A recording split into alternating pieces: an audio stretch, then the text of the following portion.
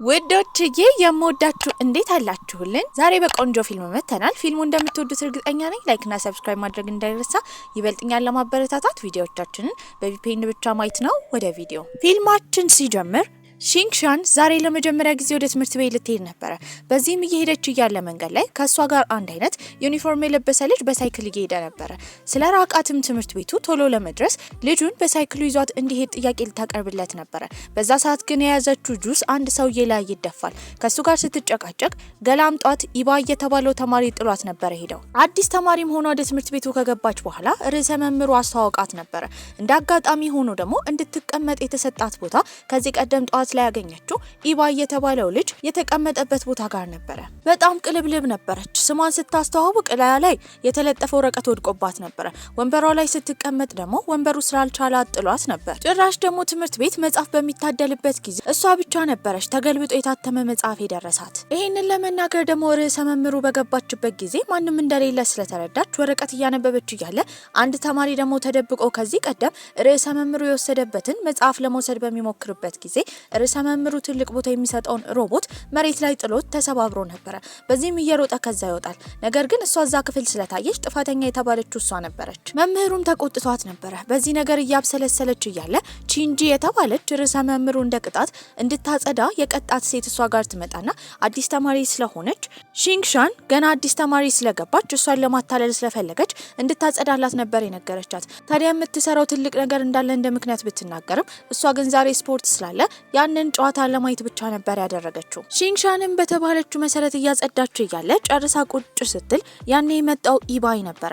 ታዲያ እሷ የምትጽፍበት ወረቀት ከሱ የወሰደችው መጽሐፍ ላይ ነበር። በዚህም ዛሬ ቀኗ እንዳልሆነ ርዕሰ መምህሩ እንደተቆጣትና እሱም እንዳይቆጣት እየጠየቀችው ነበር።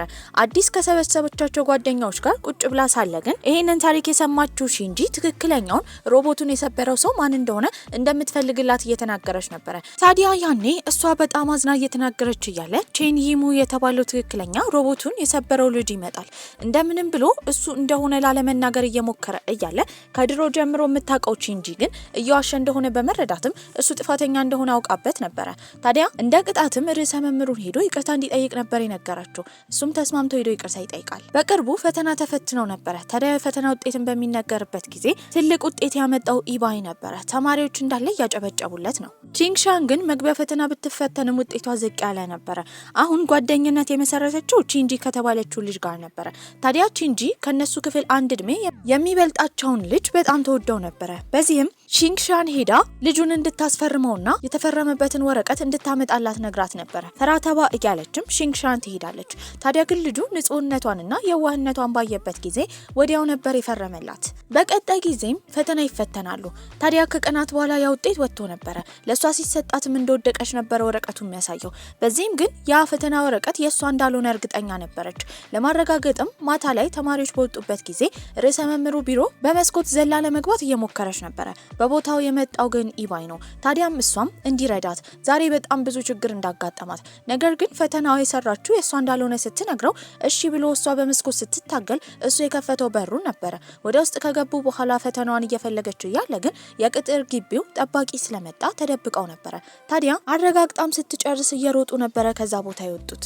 ኢባይም ቤት በነበረበት ጊዜ የድሮውን እያስታወሰ ስለዛ እያወራ ነበር። በቀጣይ ቀን ትምህርት ቤቱን ፈተናውን የሰረቀችባት ልጅ ማን እንደሆነ ስላወቀች ለምን እንደዛ እንዳደረገች ትጠይቃታለች።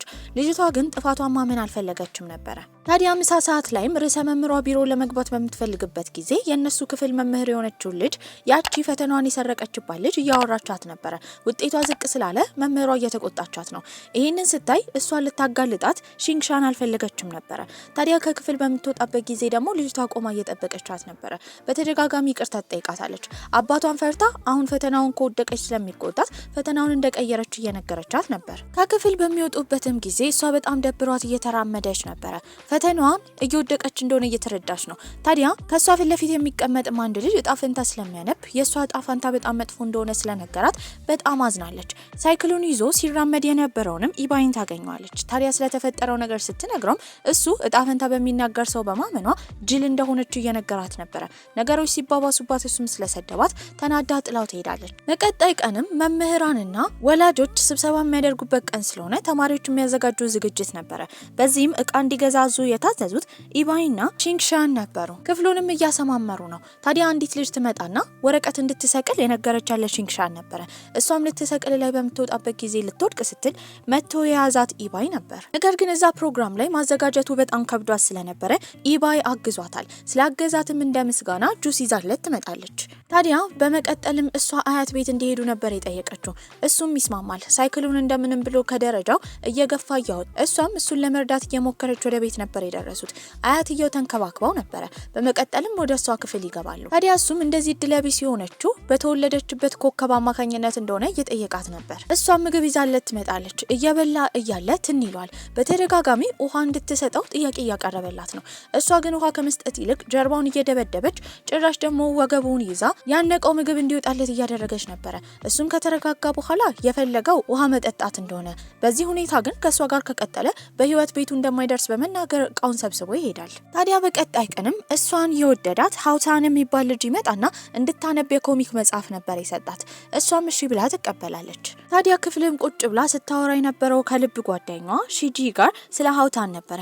እንደዚህ ሲያወሩ እየሰማው ኢባይ ግን ስለተናደደ ተነስቶ ይሄዳል። ስለ ውበቱም እያወሩ ነበረ። የኮምፒውተር ክፍለ ጊዜ ላይ በሚማሩበት ጊዜ እሷ የኢባይ የሶሻል ሚዲያ አካውንት ስለሌላት ስሙን እንዲነግራት ትጠይቋለች። ታዲያ በነገራት ጊዜ ግን እሱን ፎቶውን እንኳን አይታ ማድነቅ አትችልም። ምንም ፖስት ያደረገው ነገር አልነበረም። ክፍልም በነበሩበት ጊዜ መምህሯ መታ የተናገረችው ውድድር እንዳለ፣ ታዲያ የስፖርት ውድድር ስለሆነ ከሌሎች ክፍሎች ጋር እንደሚወዳደሩ ነበር የተነገራቸው።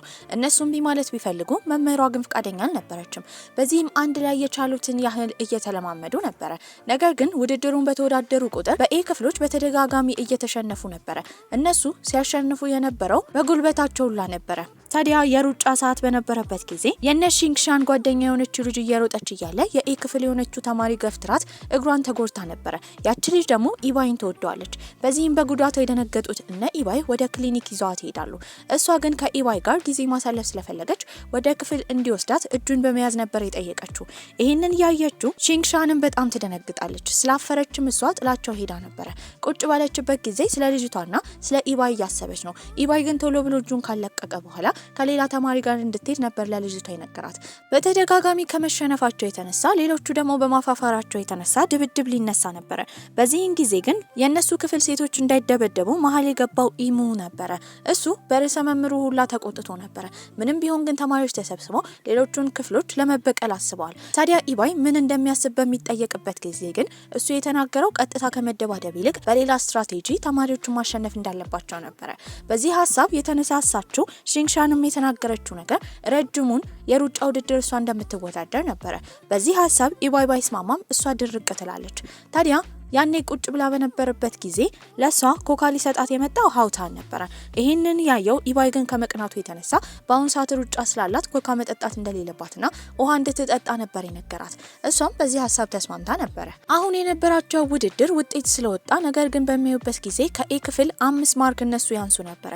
በዚህም ትልቁ የአሸናፊነታቸውን ስም የሚያጎናጽፋቸው አንድ ነገር ረጅሙን ሩጫ ካሸነፉ ብቻ ነበረ።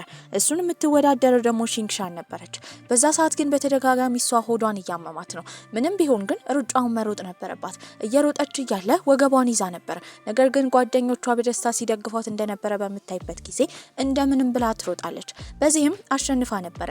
ይሄ ደስታ ፈጥሮባቸዋል። ታዲያ በኤ ክላስ ክፍል አጠገብ በሚያልፉበት ጊዜ እየጎረሩና እየተደሰቱ ነበር የሚያልፉት። እሷም ባደረገችው ነገር ደስተኛ ነበረች። የኬሚስትሪ ላቦራቶሪ ውስጥ እየተማሩ እያለ ግን የሚሰሩት ኬሚካል እንደ ድንገት እጇን ይነካታል። በዚህም ስትቃጠል የደነገጠው ኢባይ ውሃ ካደረገላት በኋላ መድኃኒት ገዝቶላት መጥቶ ነበር። በቀጣይ ቀንም ርዕሰ መምህሯ ስትናገር የነበረው ኮከቦቹን ሊያዩ ስለሆነ ለአስትሮኖሚ ትምህርት ወደ ተራራው መውጣት እንዳለባቸውና ጉዞ እንዳላቸው ነበር የነገረቻቸው። በዚህም ይደሰታሉ። ታዲያ መጀመሪያ ያደረጉት በመርከብ መጓዝ ነበረ። እዛ ላይ ኢባይ ብቻውን ቆሟል። ይሄንን ያየችው ሺንግሻንም ከቀረበችው በኋላ እሱ ሳያት ፎቶ እያነሳች ነበረ። የክፍላቸው ተማሪ ስላያት ግን ያሾፍባታል። በዚህ አፍራ ሳለ ኢባይ ስልኩን ከተቀበለ በኋላ አንድ ላይ ፎቶ ይነሳሉ። ተማሪዎቹ ጥሩ ጊዜ አሳልፈው ነበር። ታዲያ ተራራ እየወጡ ነው። በዛ ሰዓት ግን እሷ አጠገብ ሄዳ ከቆመች በኋላ አንድ ላይ እየወጡ ያለ ልትወድቅ ነበር። እንዲይዛትም እጇን ትዘረጋለታለች። እሱ ግን በዛ ሰዓት በህፃንነቱ ያጋጠመውን ነገር ስላስታወሰ ድርቅ ብሎ ቀርቶ ነበር። በዚህም ሀውታን የተባለው ተማሪ ከመውደቅ እሷን ያድናታል። እሱ ሲጮህበት ነበር ድሮ ከነበረው ትዝታ የተመለሰው። በተደጋጋሚ ይቅርታ ካላት በኋላ ኢባይ ጥሏት ይሄዳል። እዛ ስለሚያድሩ ዛሬ ድንኳናቸውን እየጣሉ ነበር። ሺንግሻንም ውሃ እንድታመጣ ነበር የተነገራት። ታዲያ ለረጅም ሰዓት ግን እሷ ብትጠበቅ ጭራሽ አልመጣችም ነበር። ይህንን ያየችው ቺንጂ የተባለችው ጓደኛዋ ለመምህሯ ትናገራለች። መምህሯም ኢባይ ሄዶ እንዲፈልጋት ነበር ያዘዘችው። ታዲያ እሱ ከብዙ ፍለጋ በኋላ ያገኛት መሬት ላይ ተንጋላ ተኝታ ነበር። በዚህም እሱ ይቀሰቅሳታል። ታዲያ ውሃ መቅዳት እንዳለባቸው ሲነግራትም አቅጣጫው እንደጠፋባት ታሳውቋለች። አቅጣጫውን እየመራትም ወደ ወንዙ ይዟት ይሄዳል። በዚህም የተሰጣትን ካሮትና የተለያዩ አትክልቶች ካጠበች በኋላ በባሊ ውሃ ልትቀዳ እየሞከረች ነበር። አንዱ ካሮት ሲወድቅባት ግን ዘላ የገባችው ወንዝ ውስጥ ነው። በዚህም ልብሷ በስብሶ ነበር። ሁሉም የምትሰራው ስራ የተበላሸ እንደሆነ በጩኸት እየነገራት ነበር። ምንም ማድረግ ስለማይችልም ልብሷ ስለበሰበሰ ሸሚዙን አውልቆ ይሰጣታል። መራመድ ስለማትችልም አዝሎ ነበረ ወደ ቦታቸው ይመልሳት። ታዲያ ያኔ እየበሉ እየጠጡ ጥሩ ጊዜ አሳልፈው ነበር። ምሽት ላይም ኮከቡን ማየት ነበረባቸው። ታዲያ መምህሯም ቁጭ ብለው ወሬ ብቻ እንደማያስፈልግ ለሁሉም ወረቀት ከሰጣቸው በኋላ ዛሬ ማሳካት ያለባቸውን አላማ ነግራቸው ነበር። ሁሉም ተማሪዎች የታዘዙትን ለማድረግ ተበታትነው ነበር። በዛ ሰዓት ግን ሺንግሻን የት እንደሆነች አይታወቅም። በዚህም እንደተለመደው ኢባይ ሊፈልጋት እየተመለሰ ነበር። እሷም እየተራመደች እያለ እሷ ጋር የመጣው ሀውታን ነበር። ሁለቱን አንድ ላይ ኢባይ ሲያገኛቸውም እንዲከተሉት ነበረ በቁጣ የተናገረው።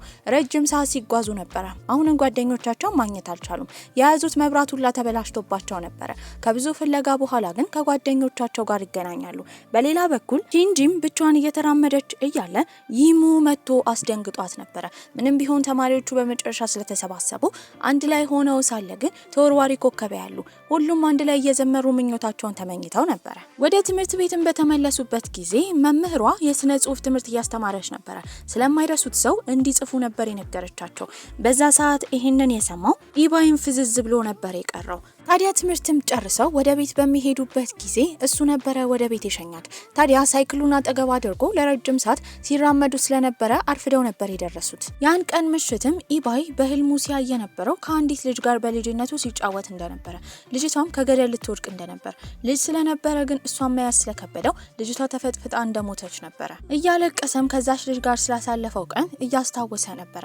በቀጣይ ቀንም መምህሯ የተጻፈው ስነ ጽሑፍ ስለደረሳት ከሁሉም የወደደችው ኢባይ የጻፈውን እንደሆነ እየተናገረች ነበር። ይህንን የሰማችው ሺንግሻንም ስለማን እንደጻፈ ማወቅ ፈልጋ ነበር። የሱን ወረቀት ወስዳ በድብቅ ለማንበብ አስባ ሳለ ግን እንደ ድንገት ይመጣባታል። በዚህም ደንግጣ ታስቀምጠዋለች። ዛሬም እሱ ነበረ ወደ ቤት የወሰዳት። በአሁኑ ግን ሳይክሉን ይዞ አልተራመዱም። ሳይክሉ ላይ አስቀምጦ ነበረ ቤት በቶሎ ያደረሳት። በሌላ በኩል የኢባይ እናት ደግሞ የሱን እቃዎች እያስተካከለች ያለ ያገኘችው ዲያሪ ነበረ። እዛ ላይ የጻፈው ከረጅም ጊዜ በፊት ስለሞተችው ልጅ ነበረ። ታዲያ እሷ የምትወደውን ከረሜላዎችንም አስቀምጧል። በዚህም እናትየው የተረዳችው ለረጅም ጊዜ የተፈጠረውን ነገር እንዳረሳና እስካሁን ድረስ እየተጎዳ እንደሆነ ነበረ። ከቤተሰቦቹ ጋር አብሮ ቁጭ ብሎ ሲመገብም ቤተሰቦቹ በሌላ ነገር አስመስለው የድሮን መርሳት እንዳለበትና ወደፊት እንዲጓዝ ነበረ ሲመክሩት የነበረው። ቤትም ሆኖ የቤት ስራ ሊሰራ ሲል የእሷን መጽሐፍ ነበር ያገኘው። በዚህም ከፍቶ በሚያነባው ጊዜ እሷ ስለማትረሳው ሰው የጻፈችውን ጽሑፍ ያነባል። በዚህም አሁን በሞት የተለየችው እህቱ የሺንግሻን ጓደኛ እንደሆነችና ስለ እህቱ እንደጻፈች ነበር የተረዳው። በዚህም ወዲያው እንዲገናኙ ጥያቄ ያቀርብላታል። ይዛው መሄደችው አያቷ ቤት ነበረ። እዛም ሆነው እያወሩ እያለ ስለ ልጅነቷ ትናገር ጀመረ።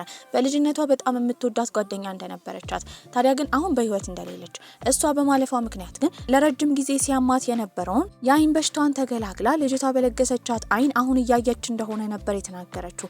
በዚህም እሱ ይህን ሁሉ ነገር እየሰማ የእህቱን አይን እያየ እንደሆነ እያሰበ ነበረ። ያቺ ጓደኛዋ የሰጠቻትን የአንገት ሀብል እያሳየችው ነበረ። እሱም እህቱ የዛሬ ቀን ላይ እንደሞተች፣ ታዲያ ዛሬ ደግሞ ልደታቸው እንደሆነ ነበር የነገራት። በዚህም ይህን በሰማችበት ጊዜ ኬክ ቶሎ ገዝታ መታ አንድ ላይ ያከብራሉ። ትምህርት ቤት ስትሄድ ደግሞ ሀውታን እሷን በደንብ ማወቅ ስለሚፈልግ ሁልጊዜ መጽሐፎችን እያመጣ ይበልጥ ለማወቅ ለመቀራረብ ይሰጣት ነበር። ኢባይ ግን ሁለቱን አንድ ላይ ሳያቸው ደስተኛ አይሆንም ነበረ። ውጤቷ ሁልጊዜ ዝቅ ስለሚል እሱ ደግሞ ሁሌ አጠገቧ ስለሚቀመጥ ያስጠናትና ያስተምራት ነበረ። ታዲያ በአሁኑም የተለያዩ የቤት ስራዎችን ስለሰጣት እንቅልፍ እያዳፋትም ቢሆን ለረጅም ሰዓት ቁጭ ብላ እያነበበችና የቤት ስራ እየሰራች ነበረ። በቀጣይ ቀንም ትምህርት ቤት በነበሩበት ጊዜ ሩዊንግ የተባለች አዲስ ተማሪ ድጋሚ ተዛውራ ወደ ትምህርት ቤት ስለመጣች እሷን እንዲያስጎበኝ የታዘዘው ኢባይ ነበረ። እነሱ የልጅነት ጓደኛሞች እንደሆኑ ትምህርት ቤት ውስጥ እየተወራ ነው። ይህንን የሰማችው ሺንግሻንም በመቅናት ጂንጂ ጋር አንድ ላይ በመሆን ከኋላ እየተከታተላቸው ነበረ። ታዲያ ምሳ ሰዓትም ቁጭ ብለው በሚመገቡበት ጊዜ ተማሪዎች የሚያወሩት ስለ ሁለቱ ጓደኛሞች ስለሆነ ከሩቅ ሆና በሀዘን እየተመለከተቻቸው ነበር። ታዲያ ሩዊንግም ቀጥታ ክፍል ስትገባ እሷ አጠገብ ነበር የተቀመጠችው። ይህንን ያየችው ሺንግሻንም በንዴት እንድትነሳ ትነግራታለች። ክፍለ ጊዜውም አልቆ ወደ ቤት ሊሄዱ ሲሉ የእንግሊዝኛ ትምህርት ጥናት አንድ ላይ እንዲያጠኑ እሱን የጠየቀችው ሩዊንግ ነበረች። ይህንን የሰማችው ሺንግሻንም ትናደዳለች። ከጓደኛዋ ጋርም ቁጭ ብላ ስለደበራትና ስለከፋት ስለሱ እያወራች ሁለቱም ማዝነው ቁጭ ብለው ነበር። በዚህም ጊዜያቸውን እንዲህ እንዳያሳልፉ ሄደው እቃዎችን እንዲገዙ ጸጉራቸውን እንዲስተካከሉ ሀሳብ ስላመጡ አንድ ላይ ጥሩ ጊዜ አሳልፈው ነበረ። እሷም ወደ ቤት በምትገባበት ጊዜ አያቷ እንደምታምር ነግራት ነበረ። ታዲያ ግን አያትየው ከሷ እናት ጋር እያወራች ነው። ታዲያ ለ2 ዓመታት እናቷን አይታት ስለማታቅም ሺንግሻን እናቷን ቀርባ በስልክ ማውራት አልፈለገችም። ክፍሏ ውስጥ ትደበቃለች። አያትየውም ስልክ አውርታ ከዘጋች በኋላ ነበር የወጣችው። በቀጣይ ቀን ትምህርት ቤትን በገባችበት ጊዜ ለረጅም ጊዜያቶች እንዲህ ክፍል ውስጥ ስለተቀመጡ መምህሯ ቦታ እንደሚቀያየሩ ነበር የተናገረችው። በዚህም ይሄንን የሰማችው ሺንግሻንግ በጣም ታዝናለች። ታዲያ የተመደበችበት ምድብ በምታይበት ጊዜ የደረሳት ከጓደኛዋ ጂንጂ ጋር ነበረ። ምንም ቢሆን ግን ሊለያዩ ስለሆነ ሩቅ ሀገር እንደሚሄድ አድርጋ ሰናበቷለች። አሁን አንድ ላይ ስለማይቀመጡ ማን እንደሚያስጠናት እየጠየቀችው ነበረ። እሱ ግን በረፍት ጊዜም ሆነ በበዓል ቀን እሷን ከማስጠናት ወደ ኋላ እንደማይል ይነግራታል። የትምህርት ካሪኩለማቸው ውስጥም ስፖርት የተባለ ትምህርት ስላለ እዛ ላይ ደግሞ ዋና እንደሚማሩ እየተነገራቸው ነበረ። በዚህም ደስ ይላቸዋል። ታዲያ እሷና ጓደኛዋ ሆነው የሄዱት የዋና ልብስ ለመግዛት ነበረ። የመረጠችውንም የዋና ልብስ ትገዛለች። በቀጣይ ቀን ትምህርት ቤትም ያንን የዋና ልብስ አድርጋ ልትዋኝ ስትል ግን ጎኑ ተቀዶ ነበረ። በዚህም እንዲሆና መዋኘት ስላልፈለገች መምህሯ ጋር ሄዳ ዛሬ አያቷ ስለምትመጣ መዋኘት እንደማትችል ነበር የተናገረችው። በዚህም መምህሩ እሺታውን ይገልጽላታል። በቀጣይ ቀንም ያንን የተቀደደ የዋና ልብስ ይዛ ሄደችው ወደ ገዛችበት ቦታ ነበረ። እንዲመልሱላት ስትጠይቅ ሰዎቹ ግን እንደማይመለስ እየነገሯት ነበረ። እንዳጋጣሚ ሆኖ እዛ ደግሞ ኢባይ ስለነበረ ለሷ የሚሆን ቆንጆ ልብስ ነበር የመረጠው። በቀጣይ ቀንም የዋና ትምህርት በሚደርስበት ጊዜ ይሰጣታል። ታዲያ ግን እናቱ እንደገዛችና እንደጠበባት ብቻ ነበር የተናገረው። በዚህም እሷ ይሄ ለሷ ጥሩ አጋጣሚ ስለሆነ እሺ ብላ ትቀበላለች። ያንንም ልብስ ለብሳ ለረጅም ሰዓት ራሷን በመስታወት እያየች ስለሱ እያስታወሰች ነበረ። ጓደኛዋ ነበረች ከዛ ጎትታ ያስወጣቻት። ታዲያ ልትዋኝ ስትልም ቁጭ ብላ ሳለ ከሩቅ ሆኖ ኢባይ እያያት ነው። ነገር ግን ጎትቶ ወደ ውስጥ ያስገባት ሀውታን ነበረ። ሁለቱን መቀራረብና እንዴት መዋኘት እንዳለባት ሀውታን ሲያለማምዳት ያየው ኢባይ ግን በጣም ቀንቶ ነበረ። ጓደኛዋ ቺንጂም ስትነግራት የነበረው ኢባይ ሆን ብሎ ምክንያት እየፈጠረ ለሷ ስጦታ ለመስጠት እየሞከረ እንደሆነ እንደሚወዳትም እየነገረቻት ነበር። በቀጣይ ጊዜም ሀውታን እሷ እንድትጠጣ እርጎ ሰጥቷት ነበረ። አብረውን ቁጭ ብለው ሁሉ ጊዜ ያወራሉ። ኢባይም ይሄን በሚያይበት ጊዜ ይናደድ ነበረ። አንድ ቀን ላይ ክፍል ውስጥ ቁጭ ብላ ሳለ እሱ ጋርም እርጎ ታያለች። ያንን ያመጣው ለማን እንደሆነ ኢባይን ስትጠይቀው እሱም ዞር ብሎ ለሷ እንደሆነ በመናገር ይሰጣታል። የኮምፒውተር ክፍለ ጊዜ ሲመጣ ሁሉ ጊዜ ትደሳሰት ነበረ። ጓደኞቿ ለምን እንደሆነ ሲጠይቋትም የምትቀመጠው ከኢባይ አጠገብ ስለሆነ ነበር ደስ የሚላት። ታዲያ ቁጭ ብላ በነበረበትም ጊዜ መልእክት የላከላት ሀውታን ነበረ። ዛሬ ወደ ቤት እንደሚሸኛት ነበር የነገራት። ታዲያ ያንን ቴክስት አጠገቧ ቁጭ ብሎ ያነበበው ኢባይ ከመናደዱ የተነሳ የተናገረው እሱ ወደ ቤት እንደሚወስዳት ነበረ። ነገር ግን እንደማትችል ዛሬ ጽዳት ስላለባት ክፍሉን ተማሪዎች ከወጡ በኋላ እንደምታጸዳ ነበር የተናገረችው። እሱም እንቢ በመባሉ አፍሮ ነበረ። ነገር ግን ክፍሉን አጽድታ እስክትጨርስ እስከ ማታ ድረስ እየጠበቃት ነው። ኢባይ ነበረ ወደ ቤት የሸኛት። ከመስራቷም የተነሳ በተደጋጋሚ እያነጠሰች ነበረ። እሱም ሙቋ እንድትጠጣና ብርድ እንዳይመታት ይነግራታል። በቀጣይ ቀን ክፍል ውስጥ ግን በተደጋጋሚ እያሰለችና እያስነጠሰች ነበረ። ይህንን ያስተዋለው ኢባይም ተነስቶ መስኮቱን ይዘጋላታል።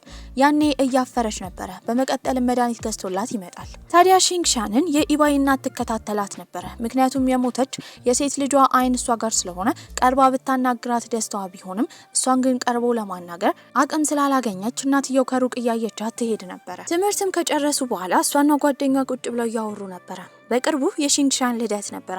ከማን ጋር ማክበር እንደምትፈልግ ቺንጂ ስትጠይቃት ግን ለመመለስ ግራ ስትጋባ ባየችበት ጊዜ በእርግጠኝነት ኢባይን ይሆናል ብላ በማሰብም ቺንጂ ለኢባይ ነበር የደወለችው። ታዲያ ልደቱ ላይም እንዲመጣ ትነግሯለች።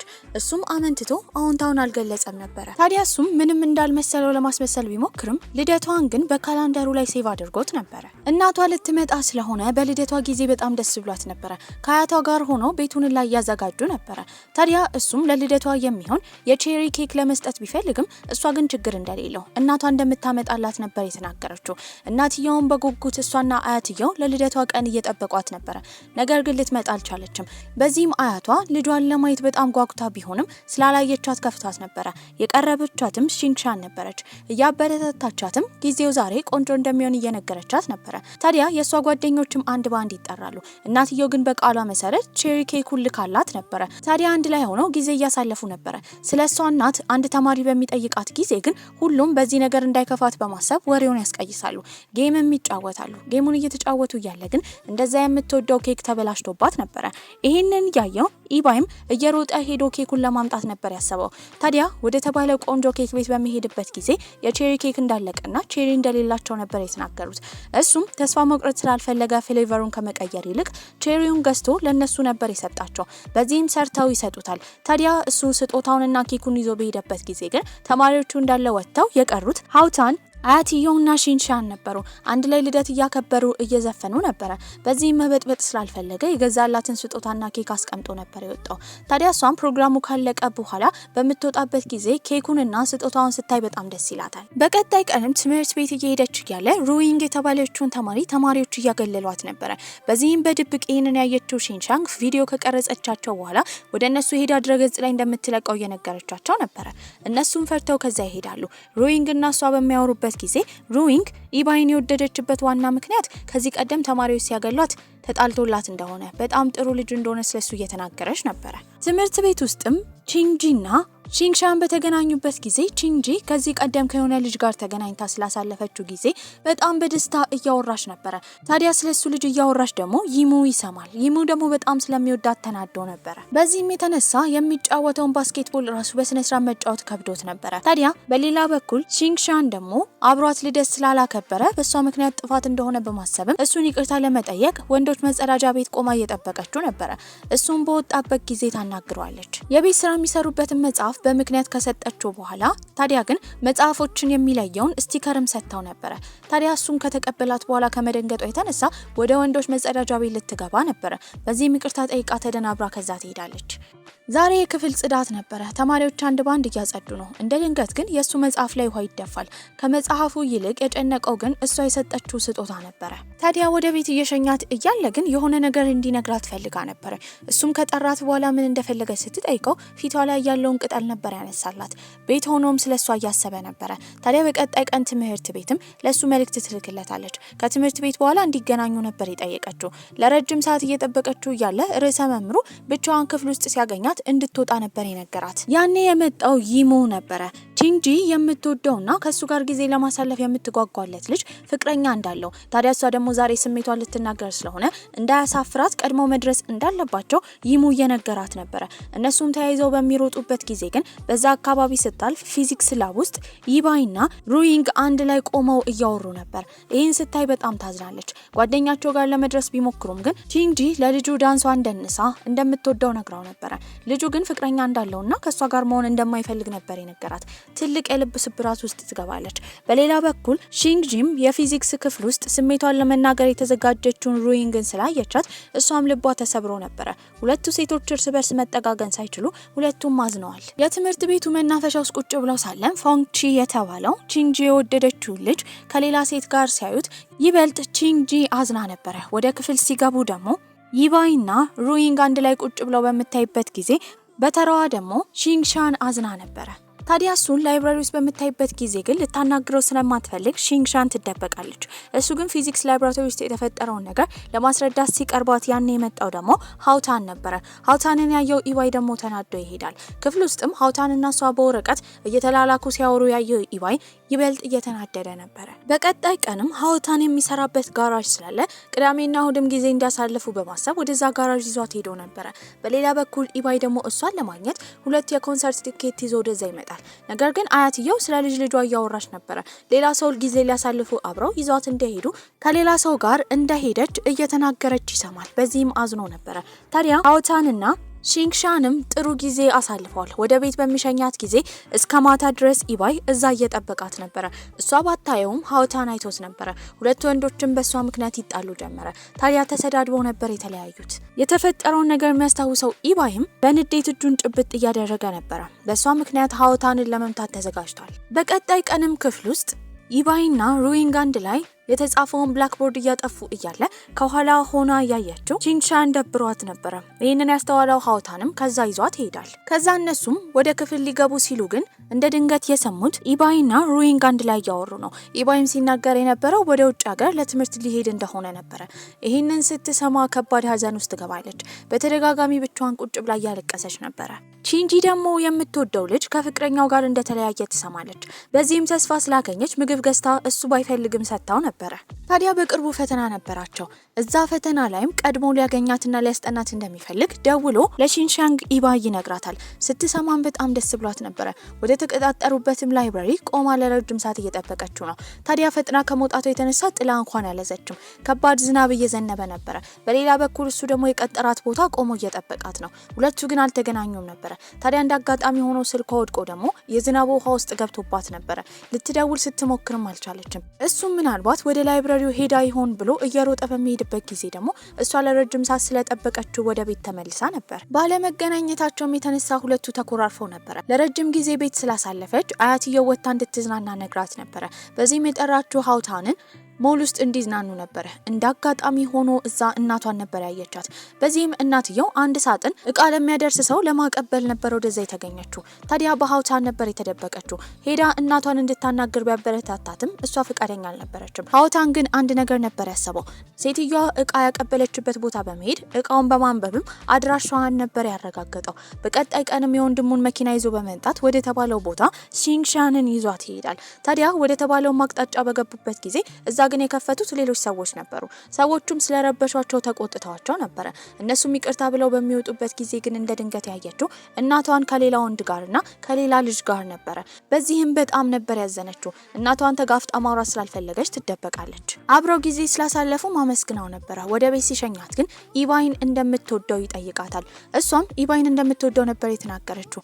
ሀውታንም ነገሮች ከረፈዱ እሷ ህይወት ውስጥ እንደገባ ነበር የተረዳው። ኢባይም ወደ ውጭ ሀገር እንዲሄድና ፈተናውን እንዲፈተን ርዕሰ መምህሯ እያናገረችው ነበረ። ታዲያ ሺንግሻንና ቺንጂም ተደብቀው ወሬውን እየሰሙ ነው። ቺንጂ ጥላት ስትሄድም እሷ ብቻዋን ትቀራለች። እሱም ምክሩን ተመክሮ ከዛ ይወጣል። ታዲያ ከኢባይ ጋር ቁጭ ብለው በሚያወሩበት ጊዜ ፈተናውን እንዳላለፈ እየተናገረ ነበረ። ይሄንን ስትሰማ ለሱ ሀዘን ቢሆንም ለሷ ግን ትልቅ ደስታ ነበረ። አሁን ብዙ ጊዜያቶች ስላለፉ የነሱ ትልቁ ፈተናቸው ደርሶ ነበረ።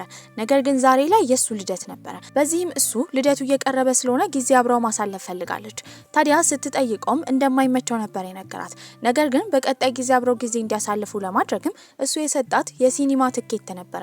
ያንን ስታይ በጣም ደስ ይላታል። ቺንግሻን አብረው ጊዜ ሊያሳልፉ ስለሆነ በጣም ደስተኛ ነበረች። ጓደኛዋ ቺንጂም ስትሰማ ቀንታባቸው ነበረ። ታዲያ ያን ቀን ቤት ገብታ ልብስ ቀይራ ወደ ሲኒማ ለመሄድ ነበር ያሰበችው። ነገር ግን አያቷ ራሷን ስታ መሬት ላይ ወድቃለች። በዚህም ከድንጋጤዋ የተነሳ አምቡላንስ ጠርታ አያቷን ይዛ ወደ ሆስፒታል ትሄዳለች። ሲኒማ ለረጅም ሰዓት ሲጠብቃት የነበረው ኢባይም ተናዶ ነበረ። እንደ ድንገት ግን ስልክ ተደውሎለት ሆስፒታል እንዳለች የሷ አያት በሰማበት ጊዜ እየሮጠ ነበር ወደዛ ሄደው። አያትየው ከኮማ እስክትነቃ ድረስ አንድ ላይ ቁጭ ብለው እየጠበቋት ነበረ። እሱ ደግሞ በቀጣይ ቀን ፈተና ነበረው። ታዲያ እሱ ልክ አያትየው እንደነቃች እየሮጠ ወደ ፈተና ቦታ ይሄዳል። ነገር ግን የፈተና መፈተኛ ወረቀቱን ረስቶ ነበረ። በዚህም ከተማ ተሻግሮ ስለሚፈተን እሷ ተከትላ ለመስጠት ነበር ያሰበችው። ባስ ውስጥ በነበረችበት ጊዜ ባሱ ይበላሻል። ታዲያ ግን አሁንም ፈጥና መድረስ ነበረባት። አንድ ዶሮ የሚያደርስ ሰውዬ በምታገኝበት ጊዜ እዛ መኪና ላይ ተጭና ወደ ቦታው ትሄዳለች።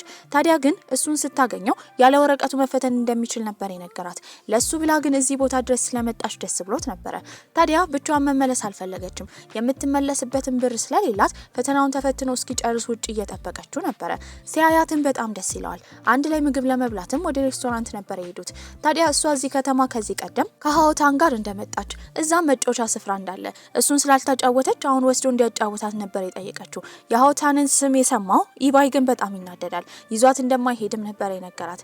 ለትንሽ ሰዓት ግን እየተለማመጠች ስትለምነው ይስማማል። አንድ ላይም ሆነው እየተጫወቱ ጥሩ ጊዜ አሳልፈው ነበረ። እንደ ስጦታም የእጅ ጌጥ ራሷ የሰራችው ነበር የሰጠችው። በቀጣይ ቀን ትምህርት ቤት ውስጥም ተማሪዎች ታለንት ያላቸው እንዲመዘገቡ ተነግሮ ነበረ።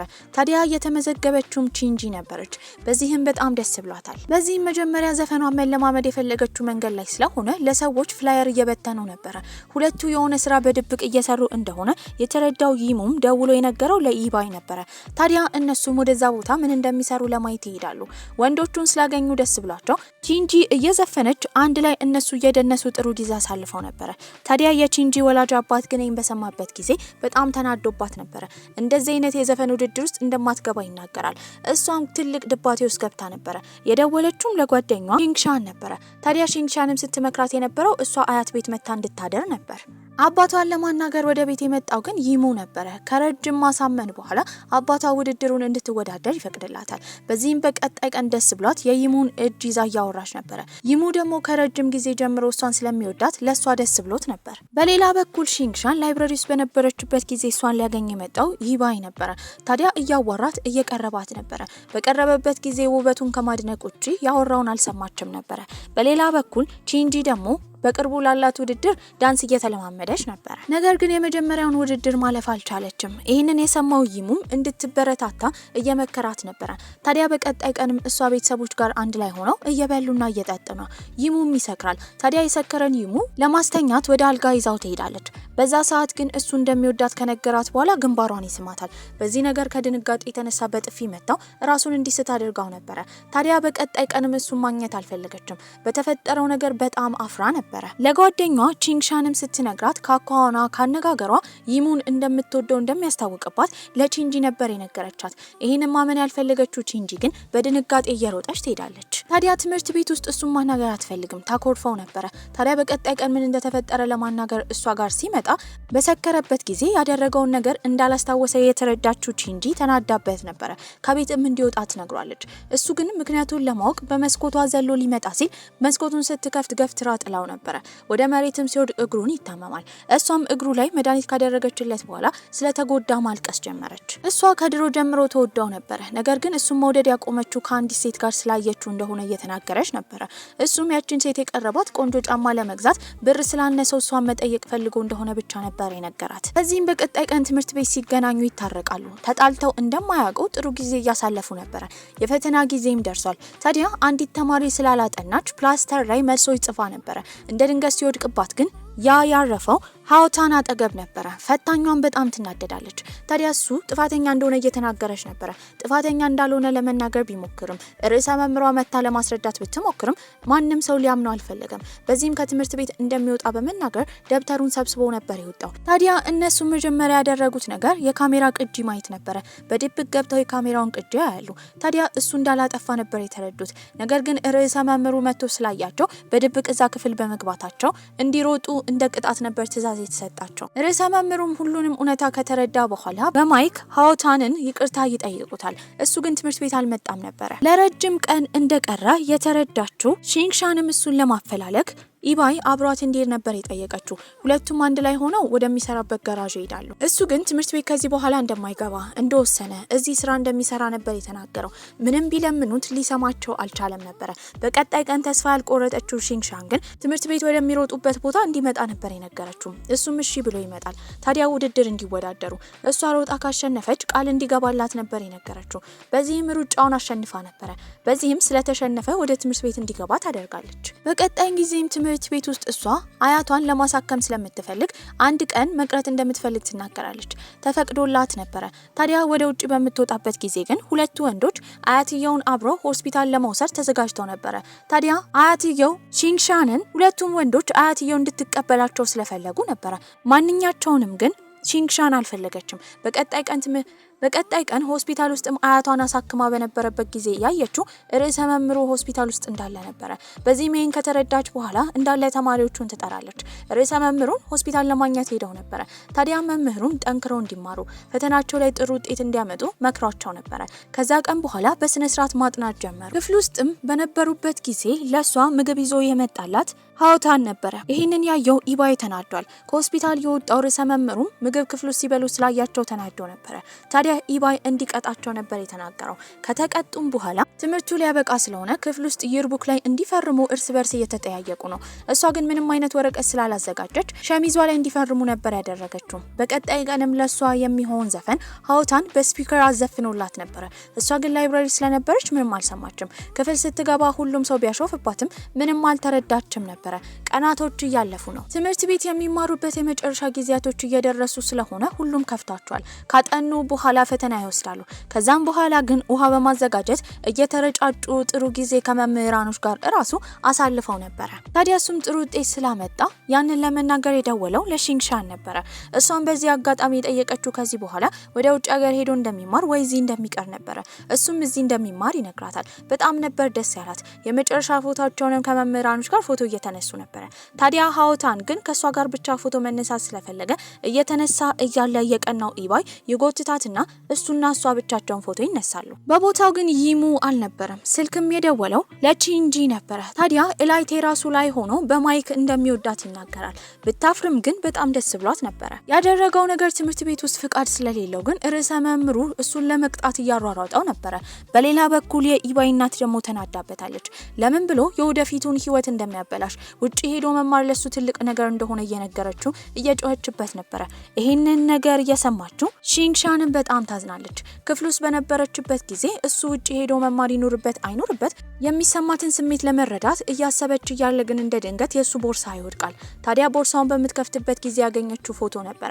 እዛ ፎቶ ላይ ደግሞ የልጅነት ጓደኛዋን ነበር ያየቻት። በዚህም የተረዳችው አይኗን የለገሰችላት የልጅነት ጓደኛዋ የኢባይ እህት እንደሆነች ነበረ። በሌላ በኩል ይሙ ደግሞ ቺንጂ ውሳኔዋን እንደወሰነች ይጠይቃታል። እሷ ግን አልመለሰችለትም። ጥላው ሁላ ሄዳ ነበረ። ታዲያ ቤት የነበረችው ሺንግሻንም ለምን ኢባይ ውጪ ሄዶ የመማሩን ሀሳብ እንደተወው እያሰበች ነበረ። ታዲያ በቀጣይ ቀንም ቺንጂ ቤት ሁሉም ተማሪዎች ጊዜ ለማሳለፍ ተቀጣጥረው ነበረ። ትሩዝ ኦር ዴር እንዲጫወቱም ሀሳብ ይመጣል። ታዲያ ለይሙ አንዲት ሴት መጠጥ እንዲጠጣ ትሰጠዋለች። እሱም ተቀብሎ ይጠጣል። በመቀጠልም ሺንግሻን መጠጥ እንዲጠጣ ለኢባይ ስትሰጠው እሱ ግን የተቀበለው ከሌላ ሴት ነበረ። በዚህ ንዴትም ብዙ መጠጥ ትጠጣለች። ሰክራም ስለነበረ ወደ ቤት መሄድ ስላለባት ይዟት የሄደው በባስ ነበረ። በዛ ሰዓት እያለቀሰች ስታወራ የነበረው ለምን ውጪ መሄዱን እንደተወ፣ ቦርሳ ውስጥ የነበረውን ፎቶ እንዳየች፣ ታዲያ እንደምትወደውም እየተናገረች ነበረ። እሱ ግን ስለሰከረች እሷን ከማባበል ውጪ ምንም ነገር አልተናገረም። አዝሎም ወደ ቤት ይወስዳታል። ታዲያ በስካር መንፈስ ውስጥ ሆና ራሱ እሱን ስታዩ ደስተኛ ነበረች። በቀጣይ ቀንም የሱ አባት ስለ ውጪ ትምህርት እንዲሁም ስለ ወደፊት ህይወቱ ይበልጥ እንዲያስብ ነበር የመከረው። ይሄ ነገር እንዲያመነታ አድርጎት ነበረ። ያን ቀን ግን እሷን ወደ አንድ ቦታ ይዞ ለመሄድ ይቀጥራታል። ይዟት የሄደውም ከጓደኛቸው ጋር ፒክኒክ ወደሚያሳልፉበት ቦታ ነበረ። እዛ ጥሩ ጊዜ እያሳለፉ ነው። በዚህም እሱ ወደ አንድ ቦታ ከወሰዳት በኋላ እንደሚወዳት ይነግራታል። ብርሃን የሚያበሩ ነፍሳቶች በነበሩበትም ቦታ ፍቅሩን ከገለጸላት በኋላ ይስማታል። ታዲያ እሷ የልጅነት ጓደኛው እንደሆነች ድሮም ከረሜላ እንደሰጣት ነበር የነገራት። ይህን ነገር ባታስታውስም ክፍሏ ውስጥ ሆና ሁሉን ነገር ስታስብ ግን ልታስታውሰው ችላ ነበረ። እየሮጠችም እሱ ጋር ትሄዳለች። ታዲያ ከልጅነቷ ጊዜ ጀምሮ እጣ ፋንታ ከሱ ጋር ስላደረጋት ደስተኛ እንደሆነች ነበር የነገረችው። እሱም በደስታ ግንባሯን ይስማታል። በዚህ አስተላለቅም ፊልማችን እዚህ ላይ አብቅቷል። ደህና ቆዩልኝ።